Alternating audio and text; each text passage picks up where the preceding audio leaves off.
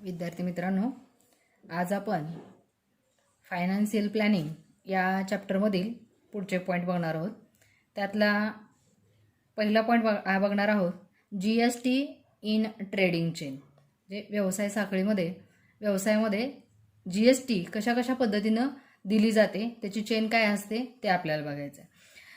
तर आता बघा, ह्या चेनमध्ये पहिला जो येतो तो मॅन्युफॅक्चरर, नंतर त्याच्याकडून पुढं कोण येतं, होलसेलर किंवा डिस्ट्रीब्युटर. त्याच्याकडून माल कोण घेतो, परत रिटेलर, आणि रिटेलकडून कुठं जातो तो कस्टमर किंवा त्यालाच कंझ्युमर असं म्हणतात. म्हणजे पहिला मॅन्युफॅक्चरर, तिथं माल तयार होणार, तिथून तयार झालेला माल त्यांच्याकडून कुठं जाणार, होलसेलर किंवा डिस्ट्रीब्युटरकडं. डिस्ट्रीब्युटरकडचा माल कुठं जाणार, रिटेलरकडं, आणि रिटेलरकडून कुठं जाणार तो माल, कंझ्युमर किंवा त्यालाच कस्टमर असं सुद्धा म्हटलं जातं. तर अशा पद्धतीनं तो माल पुढं पुढं जात जातो आणि प्रत्येक ठिकाणी GST द्यावा लागतो. आता ह्यासाठी GST कसा द्यायचा असतो काय, त्यासाठी एक आपल्याला इथं एक्झाम्पल दिलेलं आहे त्यांनी इलिस्ट्रेशनमध्ये, ते आपण बघूया. बघा, त्याच्या अगोदर काय दिलं, let's learn through an example how GST is charged and paid to the government at every stage of trading. म्हणजे प्रत्येक ठिकाणी GST गव्हर्नमेंटला कसा दिला जातो ते आपल्याला खालील उदाहरणाच्या द्वारे त्यांनी सांगितलेलं आहे. मग एक्झाम्पल काय बघा, suppose manufacture of A watch has sold one watch for ₹200 including profit to the wholesaler. Wholesaler sold that watch for ₹300 to the retailer. Retailer sold it to the customer for ₹400. Rate of GST charge at every stage is 12%.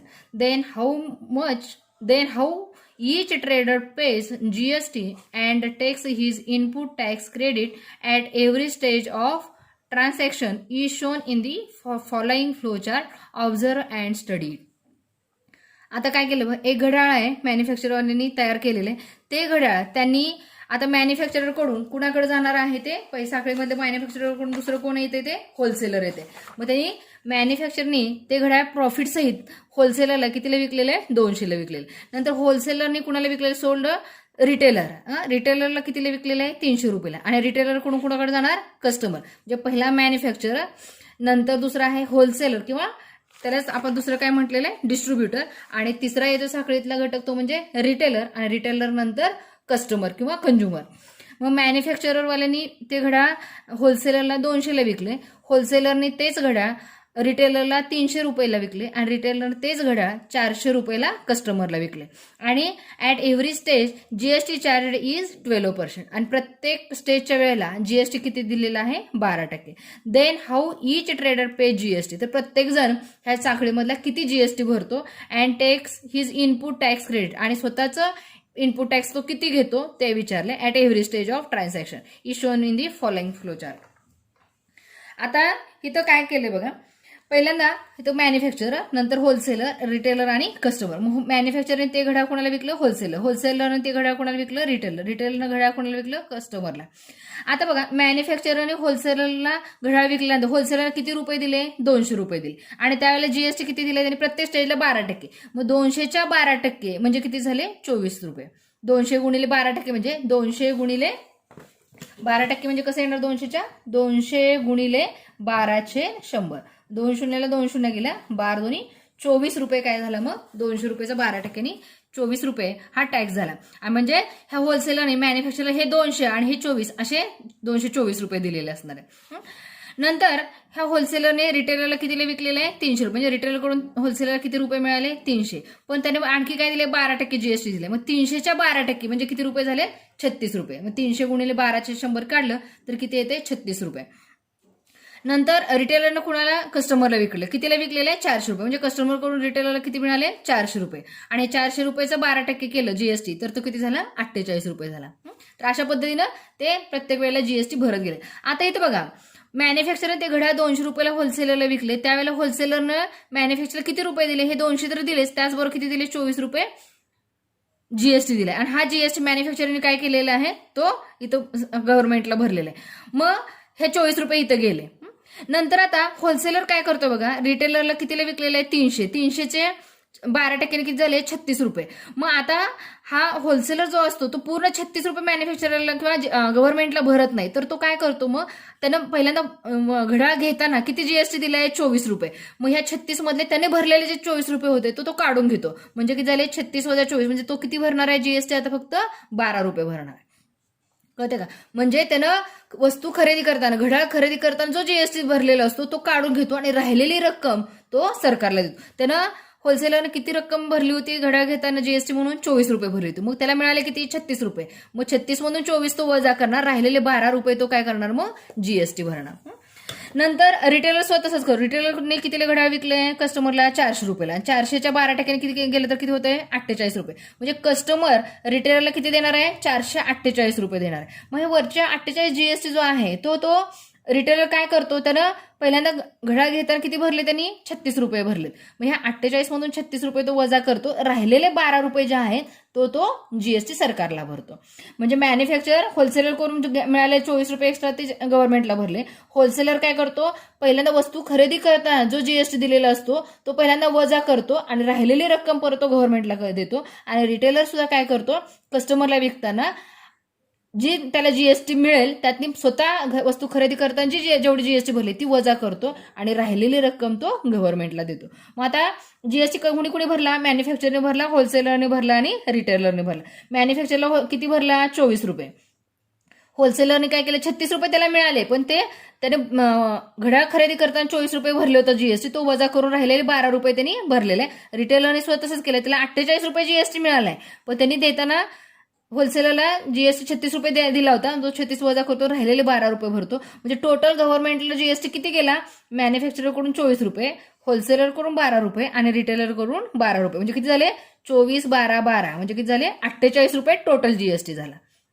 मग हा total GST 48 आहे, तर मग त्यातलं CGST 24 रुपये गेला आणि SGST 24 रुपये गेला. तर अशा पद्धतीनं ह्यामध्ये जीएसटी भरला जातो. आता बघा टोटल जीएसटी किती गेलाय सरकारला, गव्हर्नमेंटला 48 रुपये गेलाय. मग 48 रुपये जो जीएसटी भरला तो कुणी भरलाय बघा बरं इथं ह्याच्यामध्ये, फक्त कुणी भरलाय तो कस्टमरने भरलाय. अगोदरचे जे होते ते सगळ्यांनी त्यांनी वस्तू खरेदी करताना किंवा घड्याळ खरेदी करताना जो जीएसटी भरलेला असतो तो काढून घेतात ते. आणि सगळा जीएसटी जो सरकारला जाणार आहे, गव्हर्नमेंटला जाणार आहे, तो कोण इनडायरेक्टली कोण भरतो, तो सगळा जीएसटी कस्टमर भरत असतो. तर बघा सरकारला जो 48 रुपये गेलाय तर इनडायरेक्टली कुणी दिलंय, तर फक्त कस्टमरने दिले. बाकीच्यांनी काय, आपला जो जीएसटी भरलेला असतो वस्तू खरेदी करताना तो पुढच्या माणसाला ती वस्तू विकत असताना तो काढून घेतो, राहिलेली रक्कम तो भरत असतो. म्हणजे इनडायरेक्टली सगळी रक्कम त्या जीएसटीची कुणी भरलेली आहे, कस्टमरने भरले. मधले पाठीमागचे जे असतात ते कुणीही सरकारला म्हणजे भरतात, पण इनडायरेक्टली भरतात, फक्त कस्टमर भरतात. तर आता इथे बघा, हिअर ऑल 3 फायनान्शियल ट्रान्झॅक्शन्स टूक place in one state, therefore 3 tax invoices were generated as follows. Each tax invoice shows the brief computation of GST. आता इथे 3 ट्रान्झॅक्शन झालेत, मॅन्युफॅक्चरकडून होलसेलरकडे, होलसेलरकडून रिटेलरकडे आणि रिटेलरकडून कस्टमर. म्हणजे इथे 3 पावते आहेत. आता जीएसटी इनव्हॉइस फर्स्ट म्हणजे मॅन्युफॅक्चररकडून होलसेलरकडे. आता इथं मग कसं झालं, प्राइस ऑफ वॉच किती आहे 200 रुपये आणि जीएसटी किती भरला त्यांनी, होलसेल मॅन्युफॅक्चरला जीएसटी किती मिळाला 24 रुपये. म्हणजे सीजीएसटी 6% आणि एसजीएसटी 6%, टोटल जीएसटी 12% म्हणजे 6-6%, म्हणजे 24 रुपये म्हणजे 12-12 रुपये. म्हणजे असं मिळून मॅन्युफॅक्चरला किती मिळाले 224 रुपये.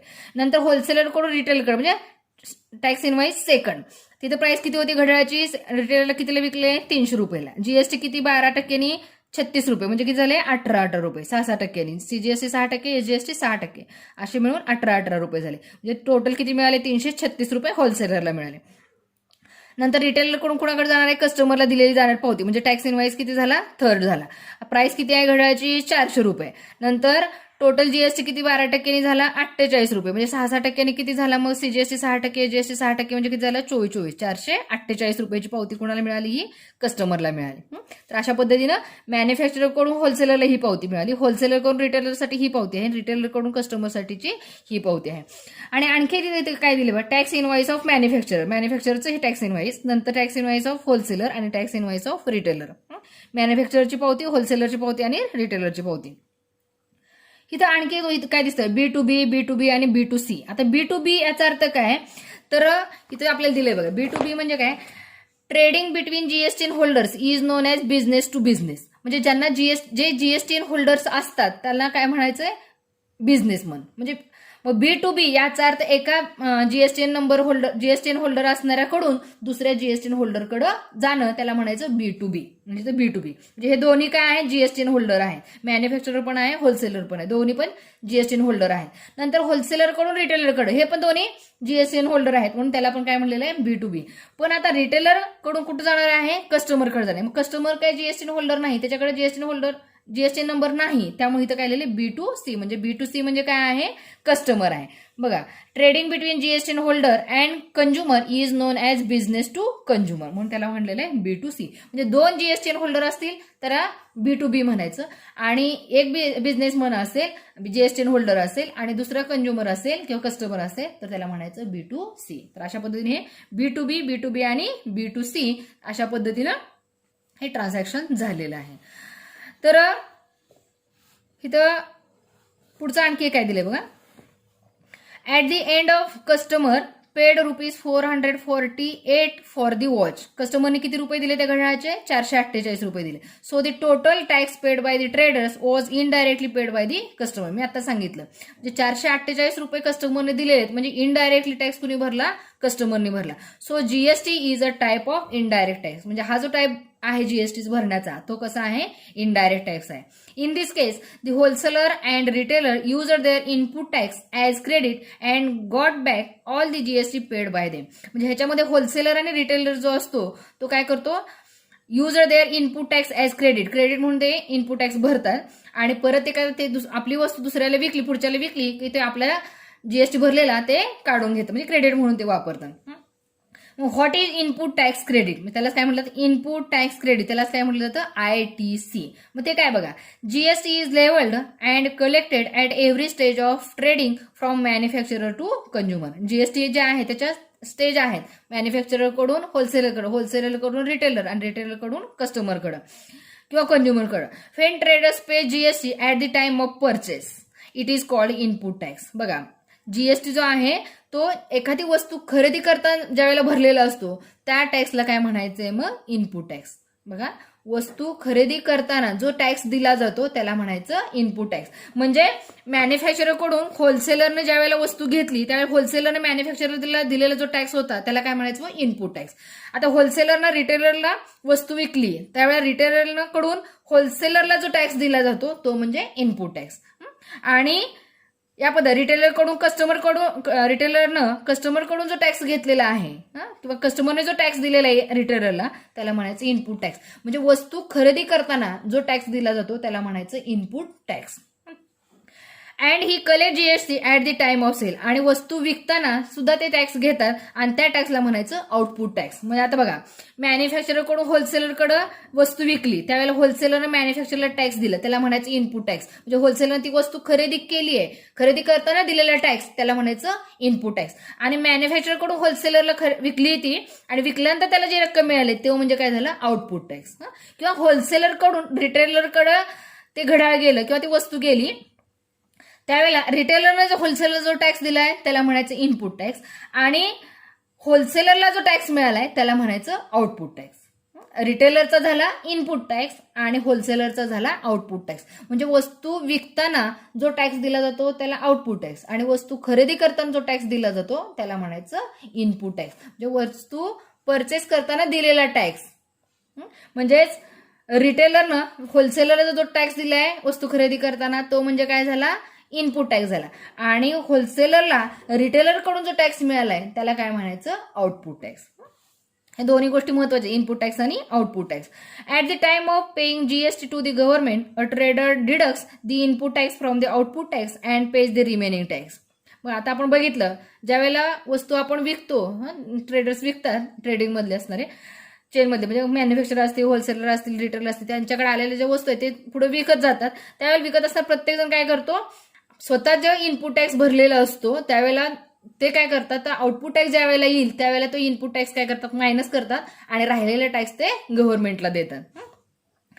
दिस deduction of input tax is called input tax credit. आणि हे जे डिडक्शन केलं जातं त्यालाच काय म्हटलं जातं, मग इनपुट टॅक्स क्रेडिट. मग आता जीएसटी पेएबल किती असते, तर जीएसटी किती भरायचा आहे, तर तुम्हाला मिळालेला output tax minus input tax credit, म्हणजे तुम्ही वस्तू खरेदी करताना जो टॅक्स दिलेला असतो तो वजा करायचा आणि राहिलेला जे रक्कम असेल ती तुम्ही गव्हर्नमेंटला देणार आहे, ते म्हणायचं जीएसटी पेएबल अमाऊंट. तर इथं तसंच झालेलं, आपण प्रत्येक वेळेला वजा केलेली आहे. होलसेलरनं 24 रुपये मॅन्युफॅक्चरला दिले होते, पण होलसेलर काय करतो, रिटेलरला विकला तर त्याला किती मिळाले, 36 रुपये टॅक्स मिळाला. पण त्यांनी काय केले, 36 मधून 24 वजा केले, राहिलेले 12 रुपये त्यांनी जीएसटी भरलेले आहे. परत रिटेलरने तसंच केलेले आहेत. 48 रुपये त्यांना कस्टमरकडून मिळाले, पण त्यांनी काय केले, 48 रुपये म्हणून त्यांनी भरलेल्या जीएसटी वस्तू खरेदी करताना 36 रुपये वजा केले, राहिलेलं टॅक्स त्यांनी दिलेला आहे. मग जीएसटी पेएबल किती झाली, तर त्यांनी वस्तू विकताना जो टॅक्स घेतलेला असतो त्यातून वस्तू खरेदी करताना जो टॅक्स दिलेला आहे तो वजा केल्यानंतर जी रक्कम राहील त्याला म्हणायचं GST payable. Input tax credit म्हणजे काय, वस्तू खरेदी करताना जो टॅक्स दिलेला असतो त्याला म्हणायचं इनपुट टॅक्स क्रेडिट, आणि आउटपुट टॅक्स म्हणजे वस्तू विकताना जो टॅक्स कलेक्ट केला जातो त्याला म्हणायचं आउटपुट टॅक्स. आणि जीएसटी पेएबल किती असते, आउटपुट टॅक्स मधून इनपुट टॅक्स वजा केल्यानंतर जी रक्कम शिल्लक राहील ती आपण गव्हर्नमेंटला देतो त्याला म्हणायचं जीएसटी पेएबल अमाऊंट, या पद्धतीनं. तर हे सगळं बेसिक होतं. आता आपण काय करूयात, प्रॅक्टिसर 4.1 सोडवायच्या अगोदर आपल्याला जे सॉलिड एक्झाम्पल दिलेत ते आपण अभ्यासूयात. आता पहिलं सॉलिड एक्झाम्पल काय आहे बघा. Mister Rohit is a retailer, he paid GST of ₹6,500 at the time of purchase. He collected GST of ₹8,000 at the time of sale. Find his input tax and output tax. एक आकडा. दुसरा आकडा, what is his input tax credit. तिसरा प्रश्न विचारलाय, find this payable GST. चौथा प्रश्न विचारलाय, hence find the payable CGST and payable SGST. 4 प्रश्न विचारलेले. बघा प्रश्न परत एकदा वाचूयात. Mister Rohit is a retailer. Mister Rohit काय आहेत, रिटेलर आहेत. आता रिटेलर म्हणजे चेन मधले किती वेळ येणार, पहिला मॅन्युफॅक्चरर, नंतर होलसेलर किंवा डिस्ट्रीब्युटर, आणि तिसरा आहे रिटेलर, तिसऱ्यामध्ये येणार. He paid GST of ₹6,500 at the time of purchase. त्यांनी काय केली, वस्तू खरेदी करताना, परचेस म्हणजे खरेदी करताना त्यांनी जीएसटी किती दिलाय, ₹6,500. And he collected GST of ₹8,000 at the time of sale. आणि वस्तू खरेदी विकताना किती रक्कम मिळाली त्यांना जीएसटी म्हणून, ₹8,000. बघा, वस्तू खरेदी करताना त्यांनी जीएसटी भरलाय ₹6,500, आणि ज्यावेळेला ती वस्तू विकली त्यावेळेला जीएसटी किती घेतलाय, ₹8,000. आणि ह्याच्यावर आपल्याला काय विचारले, find is input tax and output tax. Input tax किती, आउटपुट टॅक्स किती विचारले. What is his input tax credit, input tax credit किती. Find his payable GST, payable GST किती, म्हणजे जीएसटी तो किती भरणार आहे ते. And hence find the payable CGST and SGST. आता एक एक बघूयात. Mister Rohit payable GST means GST to be paid to the government by mister Rohit. Mister Rohit गव्हर्नमेंटला किती जीएसटी पेड करणार आहे ते. आता पहिला आकडा, find is input tax and output tax. पहिला आता आउटपुट टॅक्स. आउटपुट टॅक्स म्हणजे काय आहे, तर वस्तू विकताना जी जीएसटी मिळाली असते, जो टॅक्स मिळालेला असतो त्याला म्हणायचं आउटपुट टॅक्स. मग वस्तू सेल करताना किती टॅक्स घेतलाय त्यांनी, ₹8,000. किती जीएसटी घेतली, ₹8,000. तो म्हणजे काय झाला, आउटपुट टॅक्स. तो tax collected at the time of sale ते किती आहे, ₹8,000. आणि वस्तू ज्या वेळेला खरेदी केली, परचेस केली, त्यावेळेला टॅक्स किती घेतलाय, ₹6,500. इनपुट टॅक्स, मग tax paid at the time of purchase म्हणजेच इनपुट टॅक्स, तो किती आहे, ₹6,500. आणि इनपुट टॅक्स म्हणजेच इनपुट टॅक्स क्रेडिट, त्यालाच काय म्हटलं जातं, आयटीसी. इनपुट टॅक्स आणि आयटीसी रक्कम एकच असते. इनपुट टॅक्स ₹6,500 म्हणजेच इनपुट टॅक्स क्रेडिट किती झालं त्यांचं, ₹6,500. मग जीएसटी पेएबल कशी काढली जाते, output tax minus input tax credit. Output tax जेवढं मिळालेलं आहे त्याच्यातून काय करायचं, तुम्ही वस्तू खरेदी करताना जो टॅक्स भरायचा तो वजा केला की मग जीएसटी पेएबल येणार. हा फॉर्म्युला आहे. GST payable is equal to output tax minus input tax credit, ITC. मग आउटपुट टॅक्स किती आहे, ₹8,000 मायनस इनपुट टॅक्स किती आहे, इनपुट टॅक्स क्रेडिट ₹6,500 म्हणजे किती झाले, ₹1,500 ते काय करणार आहे, जीएसटी पे करणार आहे.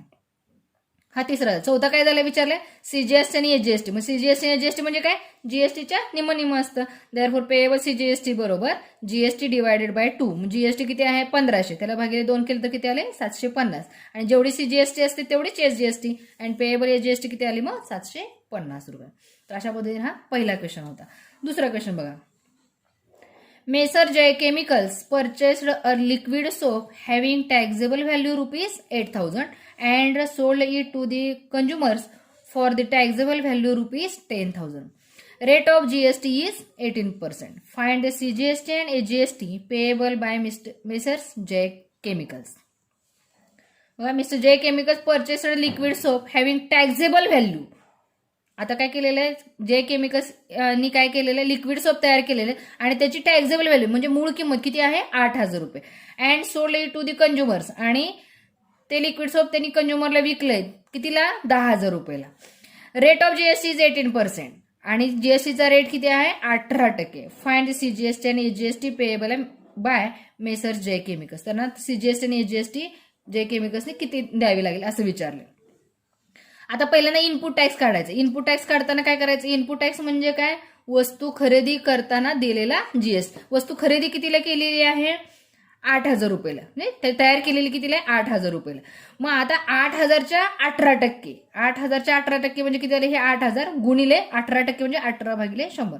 2 शून्याला 2 शून्य गेले, इथे शून्याला शून्य आली, 18×8 = 44 म्हणजे ₹1,440 काय मिळाला, इनपुट टॅक्स मिळाला. आउटपुट टॅक्स, वस्तू विकली कितीला, ₹10,000, त्याच्यावरती 18%. मग 10,000च्या 18%, 18% ऑफ 10,000 म्हणजे 10,000 तसंच, आणि 18% म्हणजे 18/100. हे सोडवलं तर किती आले मग, ₹1,800. म्हणजे वस्तू खरेदी करताना किती, 1,440. इनपुट टॅक्स क्रेडिट किती आलं, 1,440, आणि आउटपुट टॅक्स किती आलं, ₹1,800. मग जीएसटी पेएबल फॉर्म्युला काय, output tax minus input tax credit. मग 1800 वजा 1,440 किती आले, ₹360 ते जीएसटी पे करणार आहेत. पण आपल्याला काय विचारलंय, सीजीएसटी आणि एचजीएसटी. मग 360च्या निम्म केलं, पेएबल जीएसटी बरोबर 360/2 केलं तर किती आले, ₹180. मग सीजीएसटी 180 आहे, तर एचजीएसटी सुद्धा किती असणार आहे, ₹180. एवढे जे केमिकल्सना पे करावे लागणार आहेत. तर अशा पद्धतीने हा दुसरा क्वेश्चन होता. आता हाच क्वेश्चन जो आहे तो थोडासा वेगळा विचारलाय. बघा काय विचारलंय, messrs Jay chemicals purchased a liquid soap for ₹8,000 with GST. आता मगाचा प्रश्न कसा होता बघा, 8,000च रक्कम आहे त्याची, त्यांनी लिक्विड सोप खरेदी परचेस करताना कितीला केलेलं आहे, 8,000लाच परचेस केलेला आहे. पण त्याची काय 8,000 काय आहे, टॅक्सेबल व्हॅल्यू आहे. पण इथं टॅक्सेबल व्हॅल्यू नाही सांगितले आपल्याला, काय म्हणलेलं आहे, विथ जीएसटी. म्हणजे हे 8,000मध्ये काय असणार आहे, जीएसटी सुद्धा असणार आहे. And sold it to the consumers ₹10,000. आणि ते विकले कितीला, 10,000ला. पण इथं सुद्धा काय सांगितलंय, विथ जीएसटी. मध्ये मगाशी काय होतं, टॅक्सेबल व्हॅल्यू होती, त्यात टॅक्स ऍड नव्हता.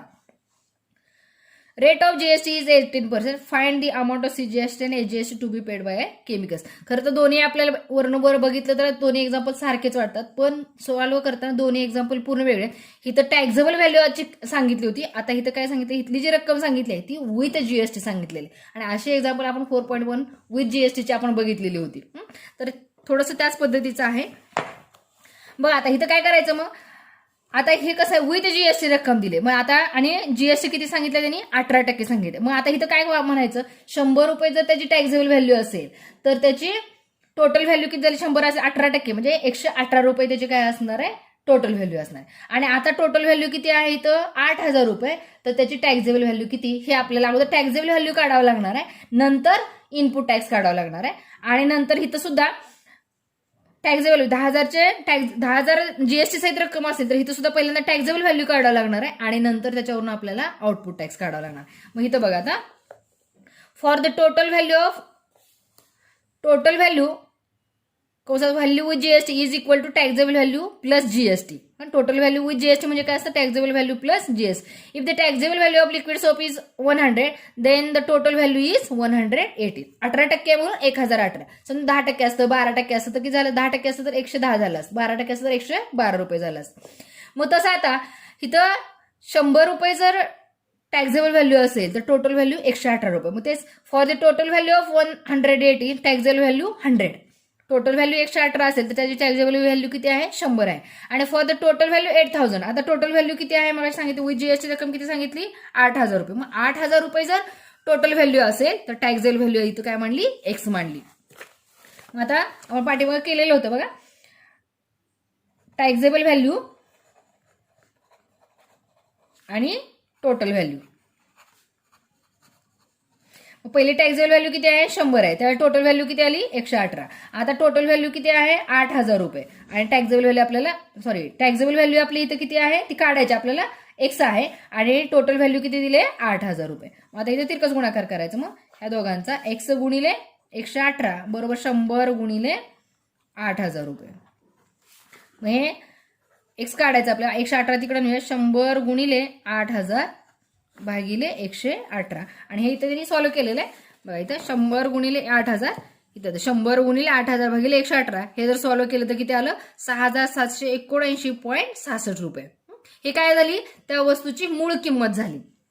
त्या लिक्विड सोपची मूळ किंमत म्हणजे टॅक्सेबल व्हॅल्यू किती झाली 6,779.66 रुपये. आता आपल्याला काय करायचं जीएसटी किती त्यांनी पे केला ती लिक्विड सोप खरेदी करताना जीएसटी किती पे केला ते काढायचं आहे. GST paid at the time of purchase तरी किती रक्कम दिली आहे 8,000 रुपये वजा हे 6,779.66 रुपये केले तर किती येतील मग 1,220.34 रुपये. म्हणजे हा काय झाला टॅक्स दिलेला आहे त्यांनी वरचा 1,220 रुपये. त्याची मूळ किंमत सोपची किती आहे 6,779.66 रुपये पण त्यांनी दिले होते किती 8,000 रुपये. मग 8,000 मधून मूळ रक्कम वजा केली तर राहिले किती 1,220.34 रुपये. हे काय झालं टॅक्स झालं. म्हणजे ते टॅक्स आता वस्तू खरेदी करताना दिलाय म्हणून त्याला काय म्हणायचं मग इनपुट टॅक्स. म्हणजे इथे इनपुट टॅक्स क्रेडिट किती आलं 1,220.34 रुपये. हा एक भाग झाला. दुसरा आपल्याला वस्तू खरेदी करताना पण त्यांनी खरेदी करतानाचा हे टॅक्स काढला. आता वस्तू विकली ती सुद्धा कशी दिली विथ जीएसटी दिली. ती विथ जीएसटी वस्तू किती दिली आहे ती 10,000 रुपये विथ जीएसटी दिली. तिथं सुद्धा आपल्याला टॅक्सेबल व्हॅल्यू काढायला लागेल. मग सारखंच मग आता मग अशी किती होतं 100 रुपयाला 118. आता इथं सुद्धा तसंच आहे. आता टोटल व्हॅल्यू किती आहे 10,000 रुपये आहे तर त्याची टॅक्सेबल व्हॅल्यू काय म्हणायची मग इथं समजा वाय मांडली ह्याच्याच फॉर्म्युल्यामध्ये ठेवायचं. टॅक्सेबल व्हॅल्यू किती आहे 100 आहे त्यावेळेला टोटल व्हॅल्यू किती 118. आता टॅक्सेबल व्हॅल्यू समजा आपण वाय मांडली तर त्याची टोटल व्हॅल्यू किती आहे 10,000 रुपये. इथं सुद्धा तिरकस गुणाकार करूया. वाय गुणिले 118 बरोबर 100 गुणिले हे 10,000. 118 तिकडे नेऊया. वाय बरोबर 100 गुणिले 10,000 हे 118 इकडे गुणिलेत इकडे आले की भागिले होतील. आणि हे जर सॉल्व्ह केलं ते सॉल्व्ह करून दाखवलेलं आहे. 100 गुणिले 10,000 ते इथं केले इथं केलेलं आहे बघा. 100 गुणिले 10,000 केलं तर वरचा गुणाकार आला खाली भागिले 118 आणि हे जर सॉल्व्ह केलं तर हे सॉल्व्ह केल्यानंतर किती आले 8,474.58 रुपये. म्हणजे आउटपुट टॅक्स किती आला तर आता रक्कम त्यांनी किती दिली आहे 10,000 रुपये. म्हणजे ही त्याची मूळ किंमत आहे. मूळ किंमतीला एवढं विकलेलं आहे 8,474.58 रुपये त्याची विकतानाची मूळ किंमत झाली. पण त्यांनी घेताना किती घेतलेले आहे 10,000 रुपये. मग आता 10,000 मधून हे 8,474.58 वजा केले तर राहिले किती 1,525.42 रुपये. म्हणजे हा काय झाला टॅक्स झाला. आणि वस्तू वस्तू विकताना टॅक्स घेताय म्हणून त्याला काय म्हणायचं मग आउटपुट टॅक्स. म्हणजे आउटपुट टॅक्स किती आला मग 1,525.42 रुपये. मग आता टॅक्स त्यांनी देणार किती जीएसटी पेएबल किती बघा output tax minus input tax. आता आउटपुट टॅक्स म्हणजे 1,525.42 रुपये वस्तू विकताना घेतलेला टॅक्स 1,525.42 वजा वस्तू खरेदी करताना टॅक्स किती दिला होता त्यांनी 1,220.34. मग 1,220.34 वजा केले. ही वजाबाकी केल्यानंतर किती आले मग 305.08 रुपये एवढा काय त्यांनी टॅक्स पे करा जीएसटी पे करणार. मग आता 305.08 रुपये आपल्याला सीजीएसटीने एसजीएसटी विचारले म्हणजे याच्या भागिले 2 केलं तर payable CGST is equal to payable SGST is equal to 305.08 ह्याला भागिले 2 केलं तर 152.54 रुपये. म्हणजे सीजीएसटी किती आलं 152.54 रुपये आणि एसजीएसटी सुद्धा किती आलं 152.54 रुपये.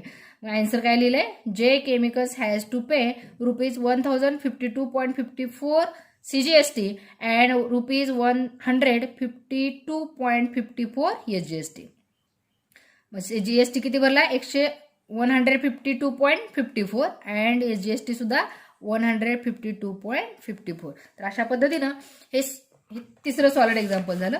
आणखी एक आपल्याला सॉलिड एक्झाम्पल दिलं ऍक्टिव्हिटी टाईप दिलेलं आहे बघा. Suppose a manufacture sold a cycle for a taxable value of ₹4,000 to the wholesaler. Wholesaler sold it to the retailer for ₹4,800. Taxable value म्हटलेलं आहे. Retailer sold it to a customer for ₹5,200. ही सुद्धा taxable value आहे. Rate of GST is 12%. Complete the following activity to find the payable CGST and AGST at each stage of trading. आता activity दिली त्यामुळे मध्ये काय दिले ते आपल्याला भरायचे. बघा आता मॅन्युफॅक्चरने एक सायकल जे आहे ते होलसेलरला कितीला विकलेले 4,000 रुपयाला. होलसेलरकडून रिटेलरकडे कितीला गेलेली आहे? 4,800 रुपये टॅक्सेबल व्हॅल्यू आहे त्याची. आणि रिटेलरकडून कस्टमरकडे किती दिलेली आहे? 5,200 रुपयाला दिले. आणि ह्याच्यामधला जीएसटी रेट किती आहे प्रत्येक चेनमध्ये? 12%. जीएसटीचं रक्कम इथं वेगळी आहे. तर आपल्याला काय करायचंय? सगळं हा ऍक्टिव्हिटी क्वेश्चन पूर्ण करायचा. आता ट्रेडिंग चेन कशी असणार आहे? इथं दिले बघा, गाळ्याला जागा दिलेले. मग आता इथून पहिलं कोण असणार आहे? मॅन्युफॅक्चरर. त्यामुळे इथं कोण येणार आहे? मग मॅन्युफॅक्चरर येणार. मॅन्युफॅक्चररकडून कुणाकडे गेलं? होलसेलर. होलसेलरकडून कुणाकडे जाणार आहे? रिटेलर. आणि रिटेलरकडून कुणाकडे जाणार आहे? कस्टमर. आता मॅन्युफॅक्चररकडून होलसेलरला कितीला दिलेलं आहे? 4,000 रुपयाला. आणि त्याच्या 12% होणार. परत होलसेलरकडून रिटेलरला कितीला आहे? 4,800 रुपये. त्याच्या 12% जीएसटी मिळणार. रिटेलरकडून कस्टमरला 5,200ला दिलेलं आहे आणि त्याच्या 12%. मग आता आउटपुट टॅक्स ऑफ मॅन्युफॅक्चर. मॅन्युफॅक्चररने होलसेलरला विकले, त्याला टॅक्स मिळणार आहे. म्हणजे काय झालं? आउटपुट टॅक्स झालं. मग आउटपुट टॅक्स ऑफ मॅन्युफॅक्चर किती असणार आहे? 4,000च्या 12%. मग 12% ऑफ रुपीज किती? 4,000. मग आता हेच कसं येणार? 12% कुणाच्या? 4,000च्या. म्हणजे इथे किती येणार? 4,000 गुणिले 12% म्हणजे 12/100 येणार इथं. हे सोडवलं तर शून्याला शून्य गेली. 12×48. 480 रुपये हा मॅन्युफॅक्चररसाठी काय झाला? आउटपुट टॅक्स झाला. आणि होलसेलरसाठी काय झाला? Input tax. मॅन्युफॅक्चररने होलसेलरला विकले म्हणजे तो त्यांचा आउटपुट टॅक्स झाला. आणि होलसेलरने ते दिलेलं आहे वस्तू खरेदी करताना म्हणजे त्याचा काय झाला? इनपुट टॅक्स झाला. मग जीएसटी पेएबल बाय मॅन्युफॅक्चरर किती असणार आहे? 480 रुपये. होलसेलरकडून जेवढं काही जादा रक्कम मिळणार, जेवढी काही जीएसटी मिळणार, ती सगळी मॅन्युफॅक्चरर ते जीएसटी पे करत. ते किती भरलेले आहे? 480 रुपये. आता आउटपुट टॅक्स ऑफ होलसेलर. होलसेलरसाठी आउटपुट टॅक्स म्हणजे काय करणार? होलसेलरने रिटेलरला विकले कितीला? 4,800 रुपयाला विकले, त्याच्या 12%. Output tax of wholesaler 12% of 4,800. ते किती झालं मग? 4,800च्या 12%. 4,800च्या 12%. 12 म्हणजे 12/100. 2 शून्याला 2 शून्य गेला. आणि 48 गुणिले 12 केलं तर ते किती येते? 576 रुपये. आणि इथं आलं मग हे 576 रुपये आलं. मग आता जीएसटी पेएबल बाय होलसेलर. आता होलसेलर जीएसटी किती भरणार? Output tax minus input tax. Output tax त्यांना किती मिळालं? होलसेलरला आउटपुट टॅक्स 576 रुपये. आणि त्यांनी वस्तू खरेदी करताना किती दिला होता? 480 रुपये. तो 480 रुपये वजा गेला म्हणजे ते जीएसटी किती भरणार आहे? 96 रुपये भरणार आहे. नंतर आउटपुट टॅक्स ऑफ रिटेलर. आता रिटेलरनी सायकल कोणाला दिली? कस्टमरला दिली. कितीला दिली? 5,200ला. मग output tax of retailer 12% of 5,200. मग त्याच्या आपण काढूयात. 5,000च्या 12%. मग 5,200च्या 12%. 5,200 भागिले 100. 2 शून्यला 2 शून्य गेल्या.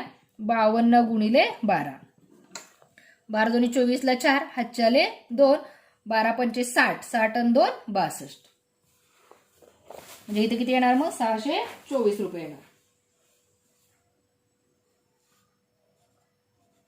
624 रुपये.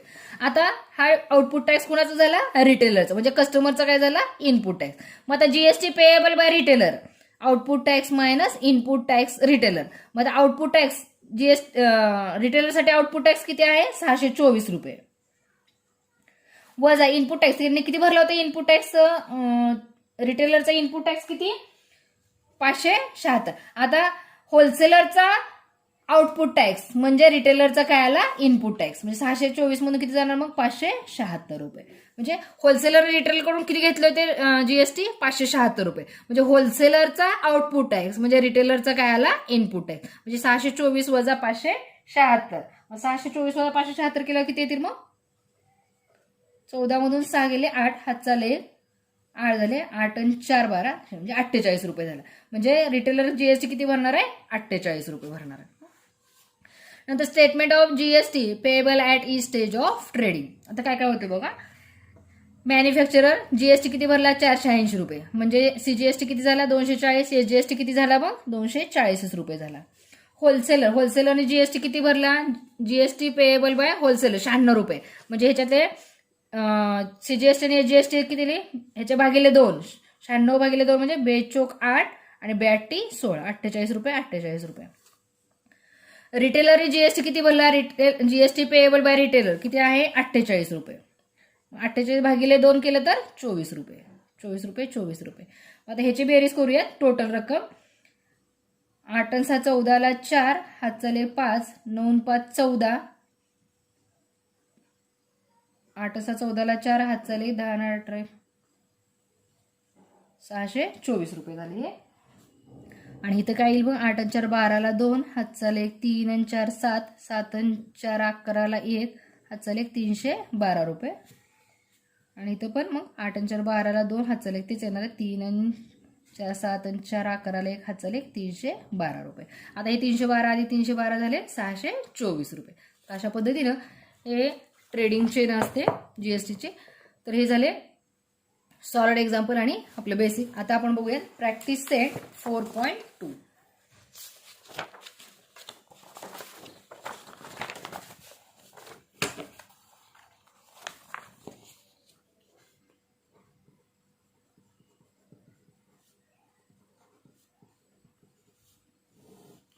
त्यातला question number 1. By question number 1 काय आहे, चेतना store paid total GST of rupees 1,500,000 at the time of purchase and collected GST rupees 1,22,500 at the time of sale during 1st of July 2017 to 31st July 2017. Find the GST payable by Chetna stores. बघा चेतना स्टोअर्सने काय केले, paid GST दिलेला आहे किती 1,05,500 1,05,000 at the time of purchase. वस्तू खरेदी करताना चेतना स्टोअर्सवाल्यांनी किती दिलाय जीएसटी 1,05,000 रुपये दिले. अँड कलेक्टेड जीएसटी, आणि ती वस्तू ज्यावेळेला विकली त्यावेळेला जीएसटी किती मिळालाय त्यांना 1,22,500 रुपये. At the time of sale during, आता ही तारीख वगैरे दिली त्याची काही गरज नाही तारीख लक्षात घ्यायची, फक्त आपल्या वस्तू खरेदी करताना घेतलेला दिलेला जीएसटी आणि वस्तू विकल्यानंतर मिळालेला जीएसटी एवढं लक्षात घ्यायचंय. मग आता 1,05,000 रुपये हे काय केलं, वस्तू खरेदी करताना दिलेला जीएसटी आहे म्हणून त्याला काय म्हणायचं मग इनपुट टॅक्स क्रेडिट म्हणजे आयटीसी. आणि वस्तू विकताना किती विकल्यानंतर किती टॅक्स मिळाला 1,22,500 रुपये म्हणजे काय झाला, हा आउटपुट टॅक्स झाला. तर find the GST payable by Chetna store. तर त्या चेतना स्टोअर्सने किती जीएसटी भरला असेल असं विचारलं. मग आता जीएसटी पेएबलचा फॉर्म्युला आपल्याला माहितच आहे, GST payable is equal to output tax minus input tax credit ITC म्हणजे काय झालं इनपुट टॅक्स क्रेडिट. मग आता आउटपुट टॅक्स म्हणजे किती होता, आउटपुट टॅक्स वस्तू विकताना किती होता 1,22,500 1,22,500 वजा इनपुट टॅक्स वस्तू खरेदी करताना किती होता 1,05,000 रुपये म्हणजे किती झाला मग याचं टोटल रक्कम 1,22,500 मधून जर 1,05,000 रुपये वजा गेले तर किती येणार आहेत मग 2,200 रुपये येणार, 22,000 रुपये.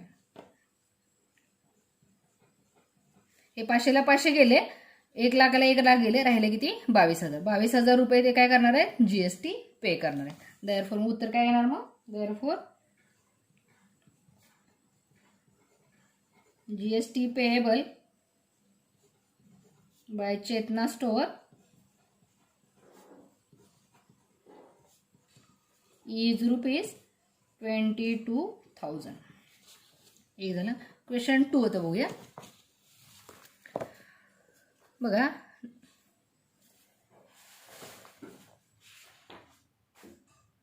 क्वेश्चन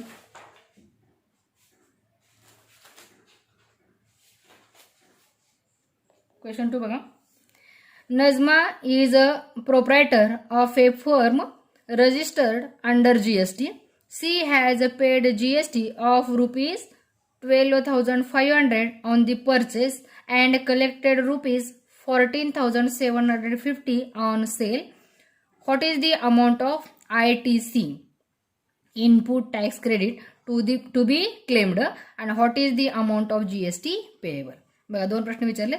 बघा Najma is a proprietor of firm registered under GST. Najma या GST कायदा अंतर्गत नोंदणीकृत दुकानाच्या मालकीन आहेत, म्हणजे त्यांनी नोंदणी केलेलं आहे दुकान ते. आणि सी पेड GST ₹12,500. त्याने GST पेड किती केलेला आहे? 1250 ऑन दी परचेस. वस्तू खरेदी करताना त्यांनी GST किती पेड केला आहे? 1250 रुपये. आणि अँड कलेक्टेड आणि गोळा केलेला किती? 14,750 रुपये ऑन सेल. आणि वस्तू विकताना त्यांनी GST किती कलेक्ट केलाय? 14,750. तर what is the amount of ITC? तर ITCची अमाऊंट किती असेल आणि what is the amount of GST payable, आणि GST ते किती पे करणार आहे. मग पहिल्यांदा आपण आउटपुट टॅक्स आणि इनपुट टॅक्स लिहूयात. बघा, देअरफॉर इनपुट टॅक्स लिहिते पाहिजे तुम्ही. Input tax is equal to, input tax म्हणजे वस्तू खरेदी करताना दिलेला GST. वस्तू खरेदी करताना किती दिले? परचेस खरेदी करतानाच्या वेळेला GST किती दिले? 12,500 रुपये. मग इनपुट टॅक्स बरोबर किती आला? 12,500 रुपये. म्हणजे इनपुट टॅक्स म्हणजेच काय आपण म्हणतो त्याला ITC. देअरफॉर मग ITC इज इक्वल टू किती आलं मग? 12,500 रुपये. नंतर आउटपुट टॅक्स. आउटपुट टॅक्स म्हणजे वस्तू विकताना किती मिळाला टॅक्स त्यांना? 14,750 रुपये. 14,750 रुपये. मग ह्याच्यावर आपल्याला काय काढायचंय?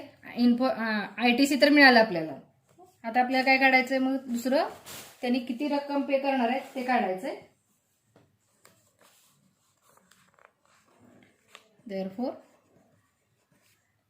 GST payable is equal to output tax minus ITC. Output tax किती आहे? 14,750 रुपये मायनस इनपुट टॅक्स आहे 12,500 रुपये. वजाबाकी केली तर ती किती दे? 2,250 रुपये GST पे करावं लागणार आहे. उत्तर लिहिणार. Therefore ITC claimed by Najma